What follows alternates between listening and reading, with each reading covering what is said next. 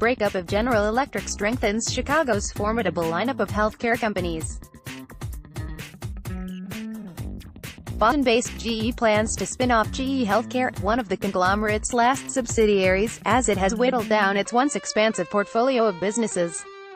The $19.10 billion a year unit moved to Chicago 2 years ago and will remain here after the spin-off. GE Healthcare, no word on a new name yet, fills gaps in a local roster of pharmaceutical and medical device heavyweights, including Abbott Laboratories, AbbVie and Baxter International. It has a major presence in some large and fast-growing market sectors where other Chicago-area companies aren't big players. And the spin-off will free the company to pursue its own agenda, making it a growth catalyst for the local economy while raising Chicago's profile as a healthcare hub. A leading manufacturer of big-ticket hospital gear, GE Healthcare sells equipment for X-rays, CT scans, MRI, ultrasound and the like. A life sciences division provides technologies and services for diagnostics, drug discovery, and cellular and gene therapy. Another division operates at the cutting edge of medical technology, offering digital innovations based on cloud computing, artificial intelligence and advanced analytics. As you might expect from a longtime unit of GE, the healthcare company also has built a thriving services business around its product lines. It offers a range of services that help hospitals and other healthcare providers boost productivity and manage patient care more efficiently at a time when they are under pressure to stem rising medical costs. Services accounted for $8.1 billion, or 42%, of GE Healthcare's 2017 revenue. The whole package generates relatively strong growth for a large healthcare company. GE Healthcare's revenue rose 4.4% last year, not bad for an industry where low single-digit growth is common. Profit grew even faster, climbing 6.3% to $3.4 billion. The company has leaned heavily on overseas markets for growth as new hospital construction in developing countries fuels demand for bread-and-butter equipment like ultrasound and imaging machines. Revenue generated outside the U.S. increased 8.2% last year to $10.6 billion, or 55% of total sales.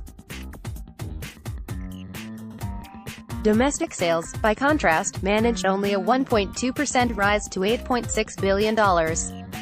While a focus on emerging markets makes some sense as a long-term growth strategy, over-reliance on foreign sales is risky. Torrid economic growth forecasts don't always pan out in the short term, and overseas governments can make life difficult for multinationals. In recent weeks, escalating trade tensions have erupted into full-blown hostilities, as countries around the world impose tariffs that threaten the global growth ambitions of U.S.-based companies. Especially worrisome for GE Healthcare is the nascent trade war between the U.S. and China. GE singles out China as a key growth market for healthcare in its most recent annual filing with the Securities. The filing doesn't disclose sales in China, but the country likely accounted for a big share of GE Healthcare's $4.9 billion in Asian sales last year, the highest total for any region outside the U.S. Another cause for concern is uncertainty about future healthcare policy in the U.S. Cost-saving mandates under the Affordable Care Act help drive demand for GE Healthcare's productivity tools.